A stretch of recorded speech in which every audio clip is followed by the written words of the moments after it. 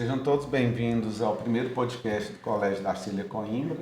Eu sou o professor Daniel Porto, professor de História, Filosofia, Sociologia, tenho aula de Direito também aqui.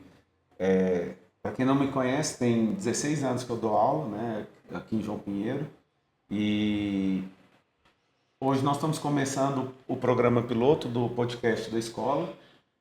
Esse podcast é fruto, é a ideia de trazer o jovem da nossa escola para poder ele ser ouvido, ele ser entendido, porque por mais que a gente tenha as redes sociais e tudo, às vezes o jovem, principalmente dentro da escola, estava até comentando com os meninos antes de começar, por diversas vezes nós conversamos nos corredores ou no intervalo da aula sobre temas interessantes e que seria interessante, compartilhar essa experiência de ouvir, de ser ouvido, de entender o outro, de ouvir a opinião do outro. E o objetivo não é trazer uma verdade, nem uma verdade científica, é um bate-papo, geracional, entender as gerações também para que os pais que porventura estejam nos assistindo, nos ouvindo, possam ter esse contato, entender o que o jovem pensa, porque eu mesmo já tenho algum tempo que eu deixei de ser jovem, ser adolescente, e por muitas vezes a gente até esquece como que um adolescente pensa,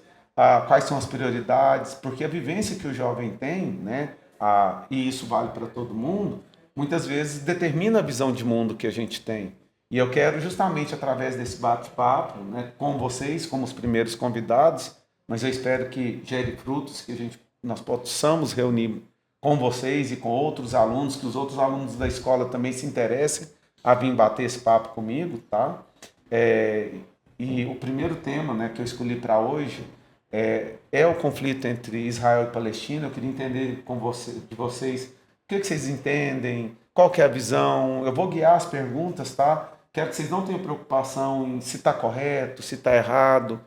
O objetivo aqui é ouvir o jovem, sabe? Um espaço para que vocês falem e para que as pessoas possam ouvir diferentes pontos de vista sobre determinados temas, tá? Gostaria que vocês se apresentassem, porque por mais que a gente esteja falando dentro da escola, pessoas talvez da escola não conheçam, pessoas fora também poder conhecer. Pode começar por você, Daniel.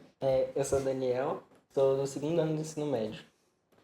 Sou o Gustavo, também sou do segundo ano do ensino médio. É uma honra estar aqui, agradeço imensamente pelo convite, acho que vai ser bem frutuoso. E eu também sou do segundo ano, sou o José Gabriel. Na verdade, todo mundo aqui é da mesma sala e eu também agradeço muito por poder estar participando do projeto piloto. E acho que a gente pode começar. Ok, muito obrigado. Então, gente, eu queria ver com vocês porque é o seguinte, não só hoje, mas há muito tempo, o conflito entre Israel e Palestina é um conflito que atrai muitos holofotes por diversos fatores, seja por questões econômicas, seja por questões religiosas, seja pela a disputa histórica da região que está envolvido com a religião, E infelizmente, por exemplo, eu já vi vários meios de comunicação, tanto de maior expressão quanto de menor expressão, trazendo informações que não condizem com a realidade do que é o conflito, Informações tendenciosas para um lado ou para o outro, ou mesmo informações erradas sobre o que é o movimento sionístico, o que é o sionismo, a diferença entre os movimentos que existem tanto em Israel e em Palestina, sobre o grupo do Hamas, que eu quero que vocês... eu vou direcionar perguntas sobre também o Hamas, sobre a Palestina, e eu queria ouvir, eu acho que para ficar legal, sempre começar da direita para a esquerda, tá? E a gente vai trabalhando dessa forma.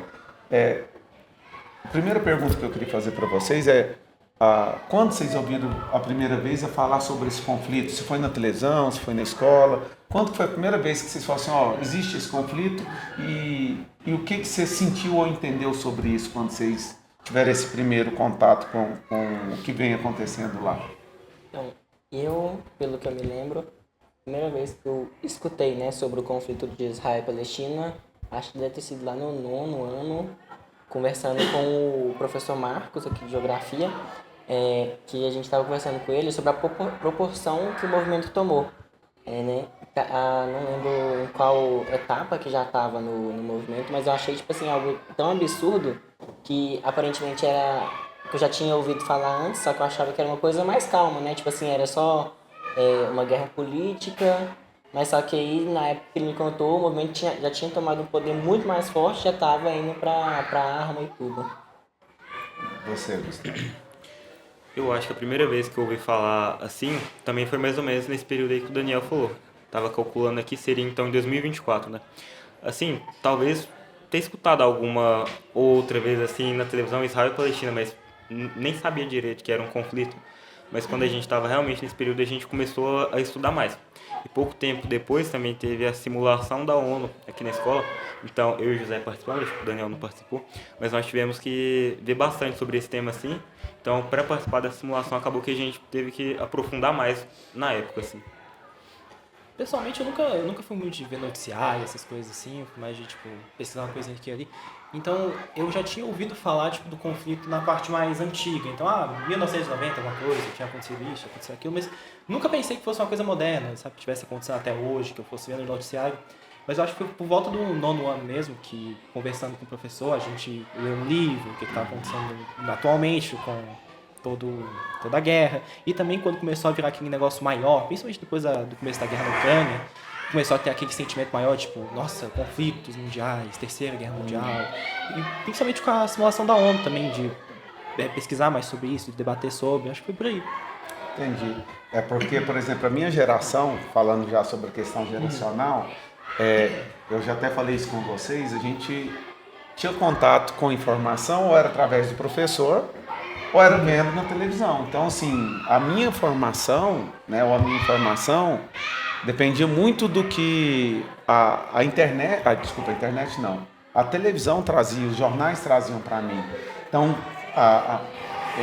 eu queria entender onde é que vocês buscam a informação. Por isso da pergunta quando, né, que vocês viram a primeira vez, ouviram a primeira vez, porque é igual eu falei com vocês, questão geracional. Os pais de vocês, creio eu, que devem ter mais ou menos a minha idade, um pouco mais ou um pouco menos, eles também são dessa geração que as informações detinham de um monopólio da televisão, né? Dessas informações, principalmente de mundo, que a gente não tinha uma internet tão difundida entre todos. Então, é interessante entender que mesmo hoje vocês tiveram acesso, não pela internet, mas vocês começaram a ter contato com o assunto a partir dos professores daqui da escola, então, foi Eu isso? acho que é porque não é um assunto assim muito interessante, principalmente para nós estávamos naquela época assim, não era algo que instigava a gente para chegar e procurar pela internet. Então, o primeiro contato que a gente teve foi na escola, a partir disso que a gente foi pensar, nossa, mas talvez seja interessante ver sobre isso aí, depois que a gente foi ver mais na internet. Mas vocês já pesquisaram na internet sobre, para entender um pouco? Eu nunca fui muito de pesquisar sobre história, essas coisas assim, mas de vez em quando, principalmente, acho que depois do começo do conflito na guerra da Ucrânia, eu comecei a ficar mais interessado por entender conflitos, assim, ver o que estava acontecendo. E foi quase um efeito dominó, você foi pesquisando por um, pesquisando por outro, outro, e no final das contas eu cheguei ali. Entendi. E assim, para vocês hoje, pelo que vocês sabem sobre o tema, o que é mais difícil de entender da guerra, sabe? Não de guerras em geral, mas da guerra da Palestina e de Israel. Qual que é o mais complexo de você olhar e falar assim, pô, mas eu não estou entendendo o porquê disso. O que te torna essa guerra para vocês uma guerra tão complexa? Assim, na minha opinião, o mais complexo para mim é entender como que o movimento tomou tal proporção. Porque eu tinha estudado um pouquinho, né? Se eu me recordo bem, tinha a ONU, né, tinha meio que dado a terra para Israel, né? Por mim, aquilo ali seria tipo só entregar a terra, tudo, pronto, né? Só que aí, né, teve todo o conflito e tudo, mas para mim o mais difícil de entender é como que chegou na proporção que tomou tudo isso, né? De tantas mortes, de nunca ter... Por exemplo, eu escuto todo dia que tem morte lá na Palestina, morte em Israel, né? Já escutei falar que talvez Israel é mais pacífico, outros já escutei falar que Palestina é mais pacífico. Para mim é difícil entender como que está a situação realmente lá dentro. A proporção que tomou, a mídia também parece que algumas vezes é mais enviesada, eu acabo me perdendo ali no meio. A guerra de narrativas, né? Informações desencontradas, né? Quer dizer, um pouco... bem enviesada é pouca, muito enviesada. É difícil você encontrar qualquer lugar que tenha informação real sobre o assunto. Para a maioria das guerras hoje em dia, principalmente, que às vezes eu sinto um pouco mais que as guerras hoje em dia elas não são tanto, tipo, tem o campo de batalha, mas às vezes a guerra é mais, tipo, de discussão, ela é mais de você conseguir tomar a visão das pessoas para acreditarem no que você quer. Fazer as pessoas, tipo assim, tomarem o seu lado. Porque se as pessoas não estiverem do seu lado, você não consegue guerrear. Então, a gente que não está lá no meio do conflito, parece que do nosso lado aqui, o que realmente acontece não é a guerra física, é a guerra de opiniões mesmo. Informação. É. É interessante, tá? Só fazer um adendo no que vocês estão falando. É que a guerra, na verdade, ela nunca se limitou ao campo de batalha. Quando eu era mais jovem, inclusive eu estava até assistindo com meu filho o filme do Rambo esses dias para trás, e o filme do Rambo, ele passa num período justamente dessa guerra de informação.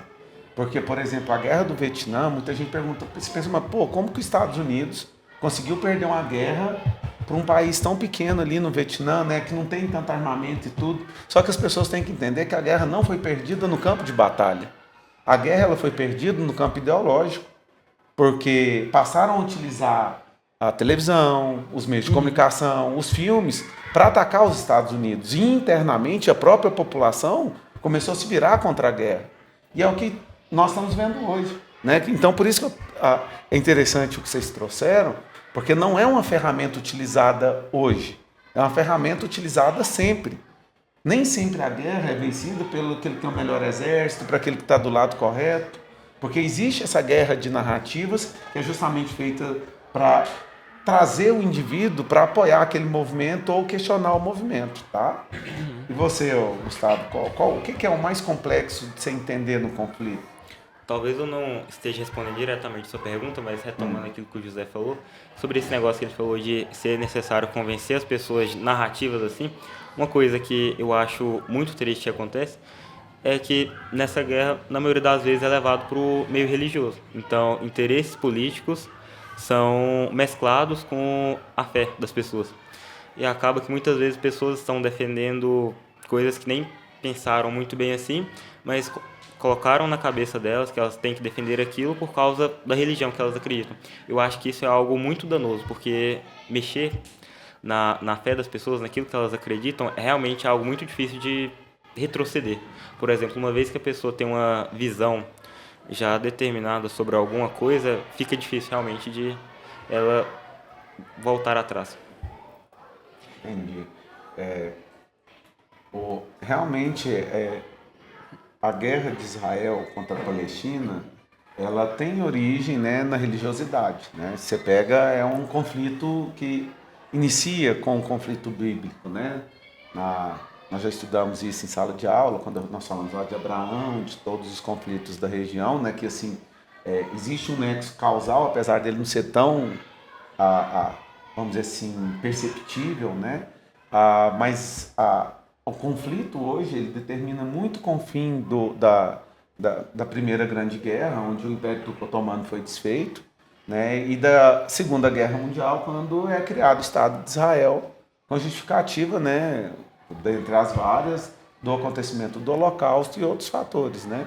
Mas nós percebemos que existem vários motivos para o conflito hoje, como, por exemplo, o Gustavo bem pontuou, que é o uso religioso para justificar o conflito, né?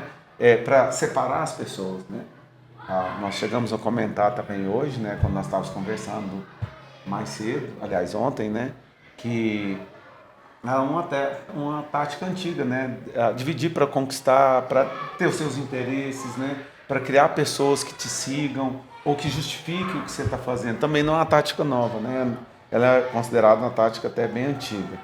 E eu queria entender de vocês assim, por mais que assim, igual, como vocês disseram, é difícil tomar partido de um lado, entender, né?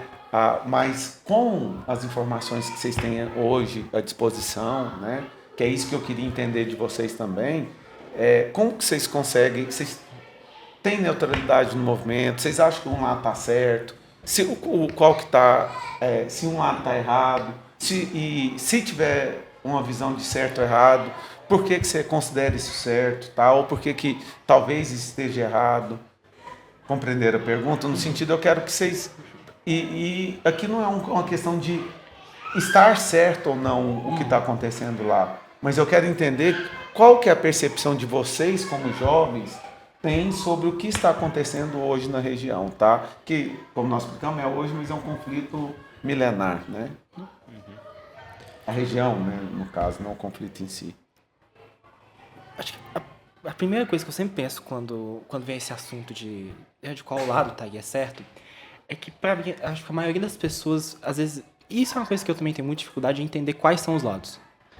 Porque às vezes parece que tem tantos grupos diferentes, tantos lados diferentes na mesma briga, que é difícil a gente dizer que, tipo, tal lado tá certo. Não é que tal lado tá certo, porque aquele lado é composto de vários grupos, que tem várias pessoas que pensam de várias formas diferentes, e a briga mesmo, ela não é, tipo, unilateral. Não é aquelas brigas antigas que a gente vê em escola de não, que tal país atacou tal país. Não. É uma briga que envolve Israel, que envolve a Palestina, que envolve o Hamas, que envolve o Hezbollah, que envolve o Egito, que envolve o Líbano, que envolve vários outros países que estão ali em volta. Cada um deles tem um ponto deles, cada um deles tem um motivo para estar enfiado aí no meio, cada um deles tem os seus problemas, tem seus pontos bons, tem seus pontos ruins. E dizer, tipo assim, qual lado que tá certo, chega um ponto que a guerra já está acontecendo há tanto tempo que todo mundo tá errado. Chega um ponto que todo mundo tá ali matando tanta gente há tanto tempo que você vai defender quem? Concordo bastante nisso. Acho que é muito difícil me posicionar numa situação em que ambos os lados já cometeram muitos erros, assim. Realmente é difícil. Pra mim o único lado que se dá pra defender é a população. Justamente. População civil, inclusive, não militar. Muitas vezes os grupos que estão no poder prejudicam a população ao guerrear dessa maneira. Com certeza, tipo... E a gente nem... Acho que entrar nessa discussão de tipo assim, o governo de tal país fez tal coisa é mais difícil, mas muitas vezes o governo de um país vai lá e começa, tipo assim, começa uma guerra sem o devido aval da população, sabe? Que a população não quer participar daquela guerra, a população não quer estar lá, a população não quer fazer aquilo e o país continua. Isso com a maioria das guerras modernas. Acho que teve poucas guerras na história que a população estava instigada para batalhar. Teve? Não sei se está bom. Não, algumas, né? Mas geralmente a guerra é muito mais por interesse do Estado, do governo, que tem interesses específicos, bélicos, do que realmente uma população que anseia por uma guerra. Geralmente, quando você envolve a população, mais são revoltas, né? Contra o Estado, contra algum tipo de opressão.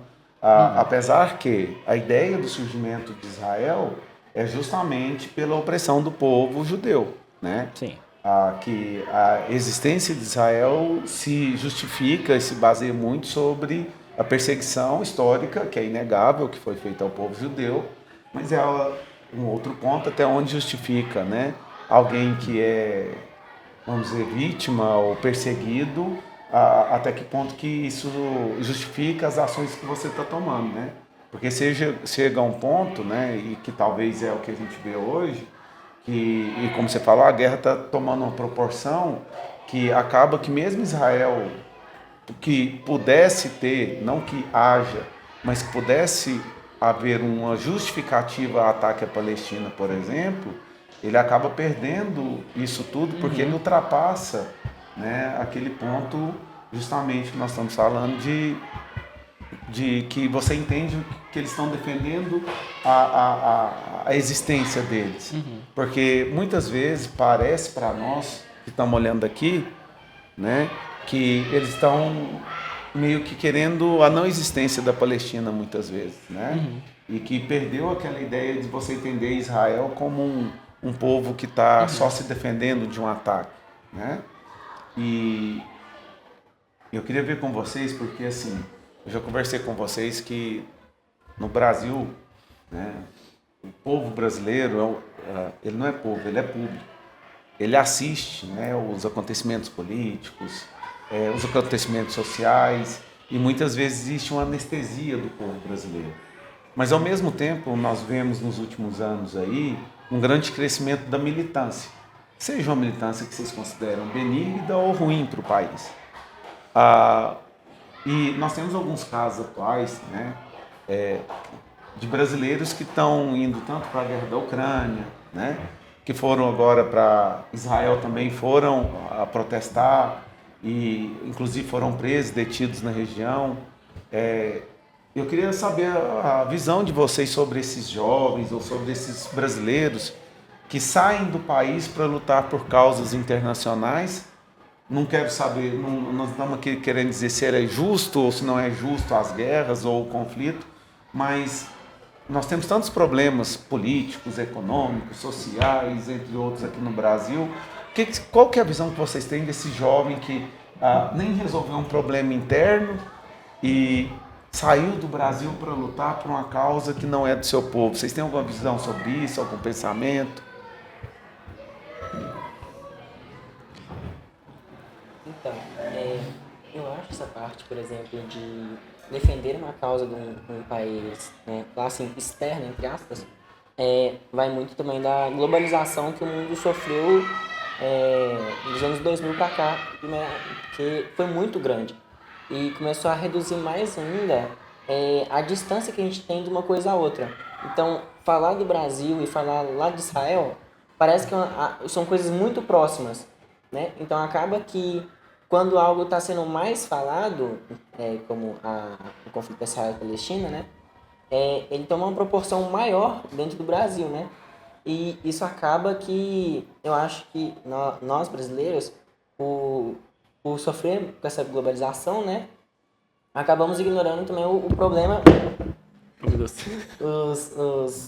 Os problemas estão mais próximos da gente, porque às vezes não é que eles não estão sendo alarmados, que eles não estão sendo falados, mas é que eles têm uma proporção menor. Até porque o conflito Israel-Palestina tomou uma proporção muito grande, que, como tem a teoria do tolerância perfeita de Karl Popper, que vai falar exatamente disso.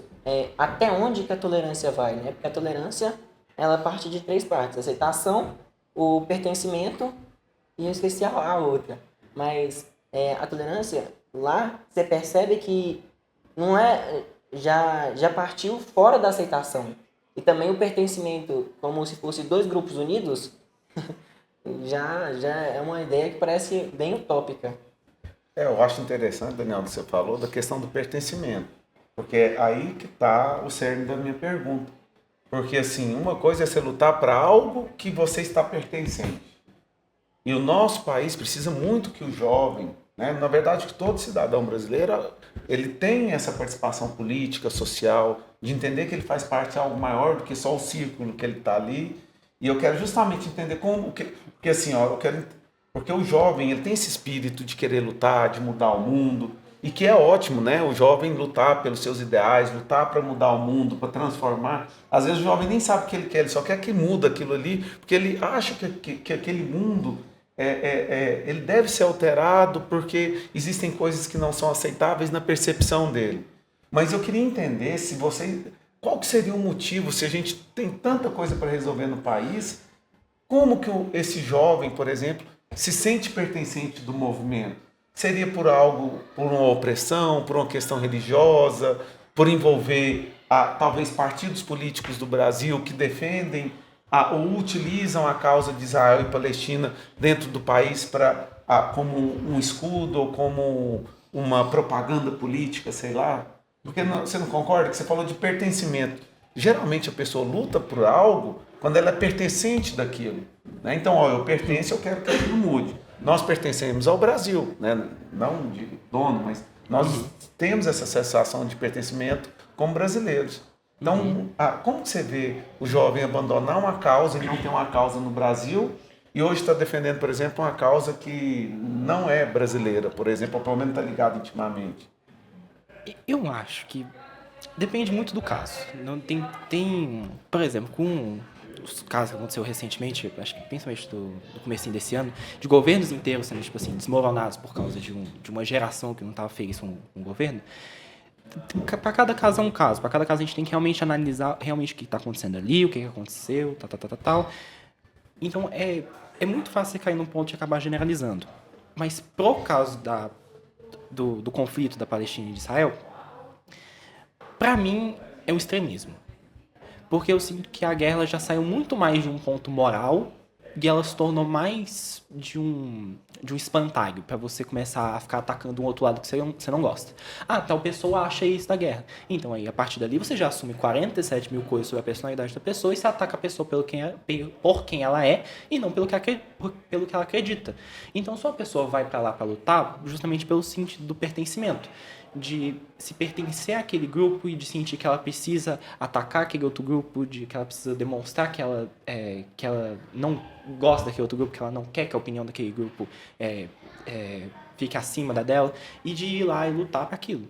Então seria mais essa ideia do extremismo, de usar isso como uma coisa para tipo, defender a esquerda e direita, blá, blá, blá, blá, blá, mas também o sentido do pertencimento. Pegando o gancho do que vocês dois disseram, e até juntando, será que esse pertencimento, né, não estaria ligado à rede social que cria bolhas? E muitas vezes o jovem, ele está tão preso dentro daquela bolha que ele vive, que ele nem sente que ele pertence mais à sociedade realmente em qual ele está inserida, mas talvez dentro daquela sociedade que ele está inserido dentro da internet, sabe? Ele vai para lá porque todo dia ele recebe mensagem sobre aquilo e ele fica meio, vamos dizer assim, alienado com a realidade no qual ele realmente pertence e não consegue lutar pelos seus problemas locais porque ele está alienado. E ele passa a acreditar que ele tem que lutar uma luta que está a milhares de quilômetros dele, porque na verdade quando ele está ali na internet ou ele está na rede social, aquela luta parece presente na vida dele a todo momento. Será que não, esse pertencimento desses jovens não seria algo nesse sentido, Gustavo? Realmente, algo estranho. Eu estava até aqui pensando, por exemplo, o que leva alguém a justamente sair daqui do Brasil para lutar por uma causa dessa, assim? Aí esse ponto que eles trouxeram do pertencimento é realmente isso, né? Mas assim, o que leva a pessoa a se sentir que pertence a algo assim?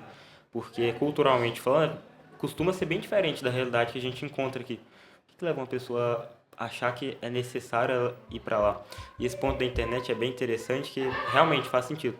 Eu acho que a internet é um grande agente disso, que muitas vezes tem um potencial muito grande de influenciar a pessoa a se preocupar mais com algo que, por exemplo, se a internet não existisse, ela não estaria se preocupando com isso. Ela deixa de preocupar com as próprias coisas para preocupar com algo que está muito distante da vida dela, que a ocorrência, às vezes, pode ser que nem mesmo influenciar a vida dela. É algo que realmente me inquieta pensar sobre isso, porque acho que não chega a fazer tanto sentido assim. Chega num ponto de pensar, tipo assim, nossa, o que faria eu ir lá? Será que não seria uma forma que a gente conversa tanto de alienar? Também. Eu acho que o ponto de focar isso muito na internet não é a forma certa de pensar sobre isso. Porque, pra mim, os nomes mudam, mas a história é a mesma. Então, a internet ela não é a culpada disso. Ela é mais uma ferramenta que isso acontece. Porque se a gente for olhar durante toda a história, a maioria desses conflitos, grupos que foram criados, grupos extremistas que foram criados, a história é a mesma. Sempre a mesma coisa. Grupos de pessoas que se unem ali, vão borbulhando aquelas ideias cada vez mais e mais extremistas, até alguma hora que ela florar, explodir e dar um problema. A internet não é culpada disso. Ela é mais um meio que isso acontece. Mas aí que tá, é um meio que essa manipulação acontece de maneira muito mais facilitada. Atinge muito mais pessoas facilmente. É que leva à alienação, né? No sentido igual a gente juntar essa ideia, a ideia é que a internet trouxe, e não como um defeito, mas a internet trouxe essa proximidade que, na verdade, há uma distância, porque nós temos grandes conflitos dentro do nosso país. Nós estamos vendo muita gente morrer lá fora, mas se você pegar qualquer dados no Brasil, o Brasil mata muito mais gente que qualquer guerra no mundo hoje. Não de hoje, há anos, né? Porque às vezes as pessoas esquecem do passado. Há anos o Brasil morre muito mais gente do que guerras fora do país. E parece que não está acontecendo nada. E lá fora as pessoas olham para o nosso país e falam assim, pô, mas qualquer guerra que está acontecendo lá dentro que morre 50 mil pessoas no ano. Não, aí já chega na síndrome de vira-lata. Já chega na síndrome de vira-lata. Tem muitos dois lados também. Tem gente que olha pro Brasil e pensa, nossa, país subdesenvolvido, não tem nada, é país de...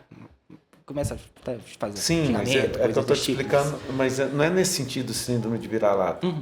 É justamente a ideia de que nós temos conflitos acontecendo, pessoas morrendo no nosso país o tempo inteiro, E ao invés de nós estarmos aqui debatendo hoje, por exemplo, ou usando como referência os problemas sociais que nós vivemos, e políticos e econômicos, nós estamos vendo jovens saindo do país para lutar por pessoas que estão morrendo fora do nosso país, tão distante, entendeu? É esse ponto da alienação, da proximidade que a internet traz, do distanciamento da realidade. Compreendeu? Aqui não do síndrome de vira-lata, no sentido de que nós morremos muito mais, nesse sentido. O meu ponto da internet seria só que ela é uma faca de dois gumes. Isso. Você não culpa a arma pelo assassinato. No final das contas, a internet ela foi tanto uma arma para alguma coisa boa quanto para alguma coisa ruim. No final das contas, é mais sobre você comparar realmente, tipo assim, falar sobre a moralidade da internet, seria mais você comparar quanto que ela foi boa, quanto que ela foi ruim. Eu não acho que ela foi tão... que ela mudou tanta coisa assim para grupos se extremizarem. Talvez começou a acontecer mais, só que ainda assim a gente continua, é mais do mesmo. Continua acontecendo o que já continuava acontecendo antes. Verdade. Gostaria de agradecer vocês, tá, pela presença. Foi muito gratificante ter vocês. Espero que a gente consiga fazer novas reuniões, sabe, novos bate-papos. Gostaria de convidar, tá, a outros alunos, né, que tiverem interesse e também que estiverem nos assistindo para propor temas, né, temas que vocês tenham contato, que vocês querem debater, e espero que seja o primeiro de muitos, tá? Muito obrigado a vocês. Vocês querem falar mais alguma coisa sobre o tema? Queria só agradecer de novo mesmo, porque assim, é um projeto bem interessante. Eu acho que principalmente assim, mais adiante será algo bem interessante mesmo. Muito obrigado e até o próximo podcast aqui do Colégio Darcília Coimbra, desse bate-papo com os alunos da escola, para a gente entender esses conflitos geracionais. Muito obrigado a todos.